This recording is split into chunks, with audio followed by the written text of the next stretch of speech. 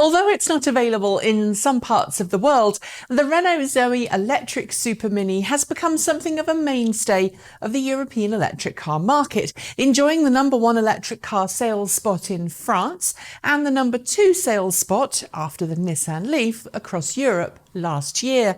But despite a steady stream of improvements and tweaks since its original launch to the market in 2012, the Zoe is starting to look a little long in the tooth compared to other choices out there. And with rival automakers like Peugeot and Volkswagen promising their own super minis to rival the Zoe in the next few years, it's no wonder that Renault is busy working on the second generation Zoe. In the last year, we've heard several rumours about this promised car, including talk of a range bump to 250 miles per charge. We've even more recently seen some spy shots of a next-generation Zoe in testing. But French magazine L'Argus, aimed more at auto industry professionals than car buyers, has just published details of what we can expect from the second-generation Zoe based on interviews with some of the team at Renault. And it's pretty darned good. But before we get to this new model, let's remind ourselves of where the Zoe has come from. Oh, and as a side, the images in this video are of the first generation Zoe because, well, we don't have any second generation video to share because it's not been announced yet, of course. Smaller than the Nissan Leaf, the Zoe Super Mini was originally offered with a 22 kWh battery pack and a powerful onboard chameleon charger that became one of its unique selling points.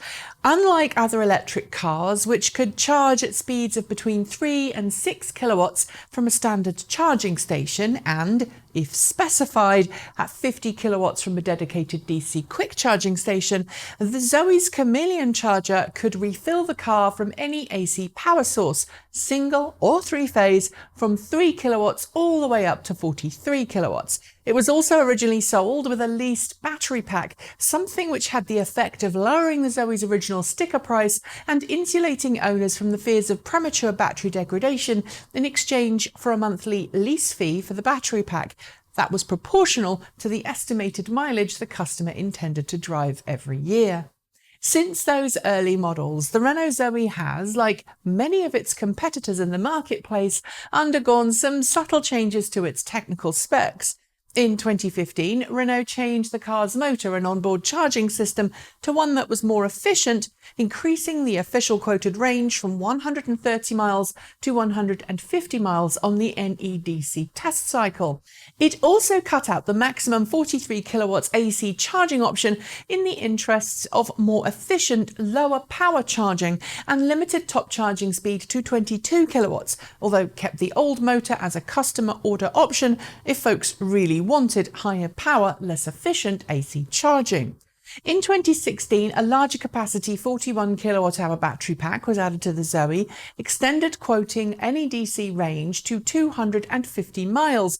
Then in 2017, the Zoe was given a slight facelift, as well as the reinstatement of 43 kilowatt AC charging, with a more powerful motor as an option last year. Just as the second generation Leaf was an evolution to the original Leaf, so too is the second generation Zoe an evolution from the first generation's design. For the second generation, we understand there are a few nips and tucks outside that marry the overall design a little more closely to that of the recently announced fifth generation Renault Clio and the Renault eSport concept we all drooled over in 2017. Inside, the changes are larger, says L'Argus, with a new steering wheel and a choice of two different sized instrument clusters, 7 or 10 inches. Level 2 autonomy is expected too, with lane keep assist, traffic jam assist and active cruise control as standard. That's less than some systems offered in other cars, but remember, the Zoe isn't marketed as a premium car. It's marketed as a truly affordable family hatchback. Where things really get interesting, however, is when it comes to range and charging. L'Argus confirms a previously hinted 250 mile or thereabouts range per charge, and that's a figure derived on the new WLTP test cycle, which is far closer to real world than the NEDC. It also talks about a motor increase in power to around 97 kilowatts. That's smaller than other longer range models, but larger than the 80 kilowatts of the current Zoe.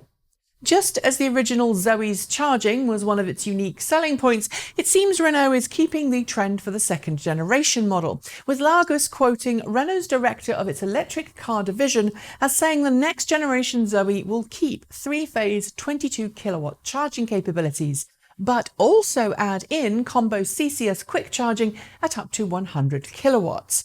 This not only means the Zoe ends up matching other electric cars out there in terms of flexibility of charging. 22 kilowatts AC three-phase is becoming a standard for higher-priced European cars alongside CCS, but it also means that CCS really has won the charging standards war everywhere but Japan and maybe China. The only thing Largus seems to be unsure about is the price, which suggests it should drop to €36,000 before incentives, but with battery pack purchased, not leased. If Renault can manage that price, it'd be far more affordable than the Nissan Leaf, although I'm going to be a little more pessimistic and suggest a real-world price will probably be around €40,000 to €44,000, unless Renault really is underwriting the entire cost of that larger, I'm going to estimate 60 kilowatt-hour battery pack.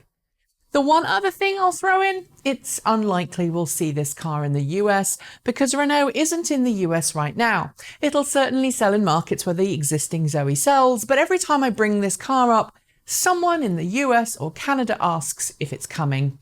Sorry guys, it's not. Obviously, we don't know final specs or pricing yet, but based on what we've learned from Largus, what do you make of the new Zoe, which, by the way, is due to hit dealers in Europe in the second half of this year? Leave your thoughts below and tell me what you'd need to see in the new Zoe to make the decision to buy one yourself.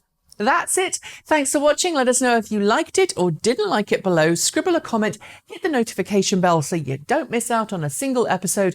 And if you want to support us here at Transport Evolved, there are 3 ways you can do that in the show notes below, one of which is to buy t-shirts like this from our shop.